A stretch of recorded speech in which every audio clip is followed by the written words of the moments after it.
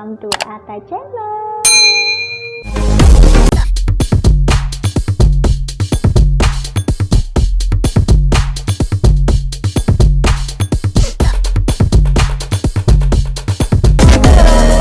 Kembali lagi bersama saya Siti Sumarlin. Nah, kali ini kita akan belajar tentang kaidah kebahasaan teks diskusi. Kalau di video sebelumnya saya membahas tentang pengertian dan strukturnya, nah sekarang kita lebih mendalam ke kaidah kebahasaannya.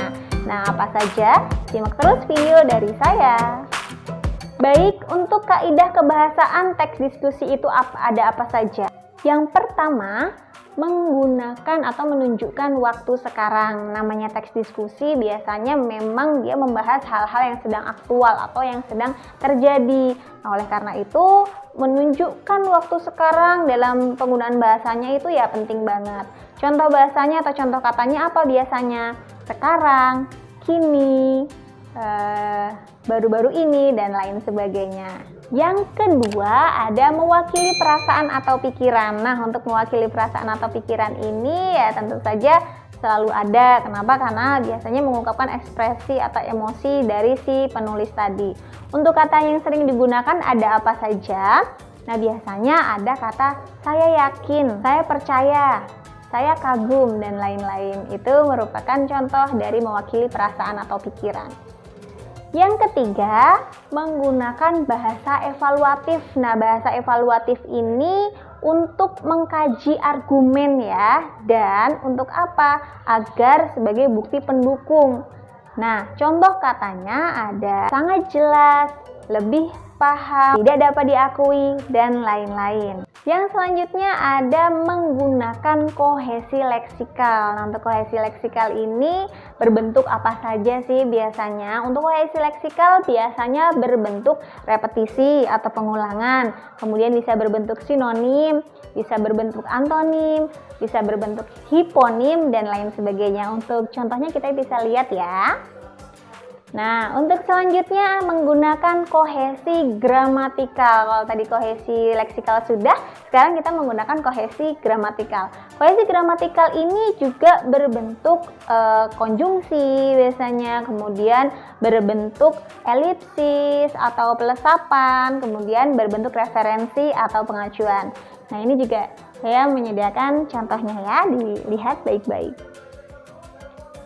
Nah, yang selanjutnya menggunakan konjungsi perlawanan. Jadi pasti namanya diskusi ada pro dan kontra. Jadi otomatis menggunakan bahasa perlawanan atau konjungsi perlawanan itu pasti.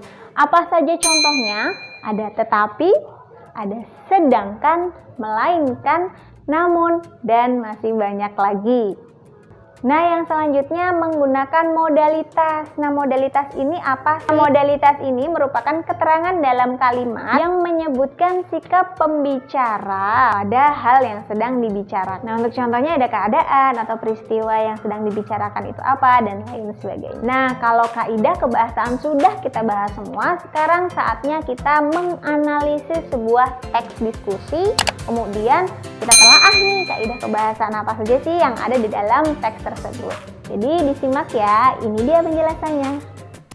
Baik, kita mulai analisisnya ya. Di sini ada contoh teks diskusi dengan judul dampak teknologi elektronik bagi remaja masa kini.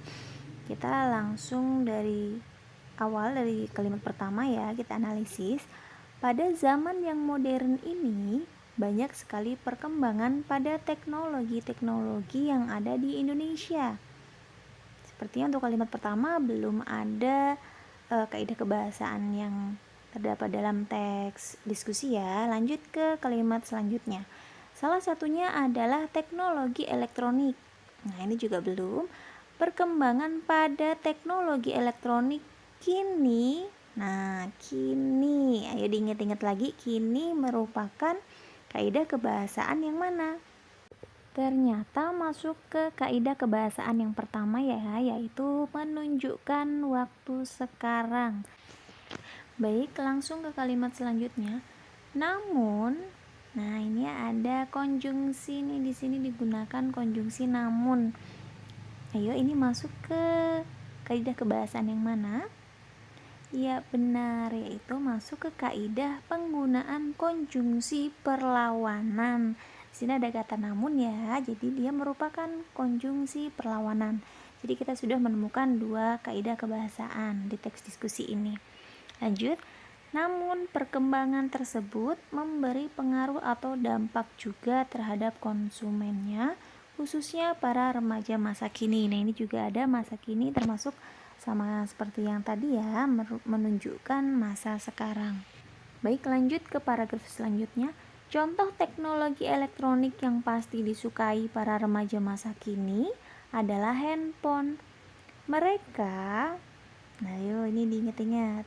Tadi ada para remaja masa kini, para remaja, kemudian setelah titik kok muncul mereka. Nah itu termasuk dalam apa? Ya ini termasuk dalam kohesi. Ayo, kohesi apa? Ya ini kohesi gramatikal, yaitu masuk ke pengacuan atau perujukan ya di sini ya, referensi. Jadi para remaja ini diacu atau mengacu ke mereka, atau mereka ini mengacu ke para remaja gitu. Jadi ini termasuk dalam kohesi gramatikal. Lanjut, mereka menyukai handphone karena teknologi elektronik yang satu ini berbeda dari yang lain. Nah, ini di sini di kalimat ini ada konjungsi nih. Konjungsinya apa? Ya, konjungsinya ada konjungsi karena. Nah, diingat-ingat lagi coba untuk konjungsi ini masuk ke dalam kaidah kebahasaan yang mana? Ya, masuk ke dalam kaidah kebahasaan kohesi gramatikal. Tadi kan kohesi gramatikal ada 3 ya. Ada konjungsi, kemudian ada pengacuan atau referensi, kemudian ada juga elipsis. Jadi ini termasuk dalam kohesi gramatikal ya untuk karena. Kemudian lanjut,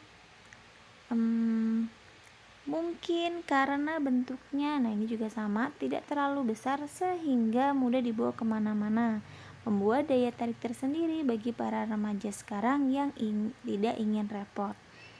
Ini kita lanjut saja ya.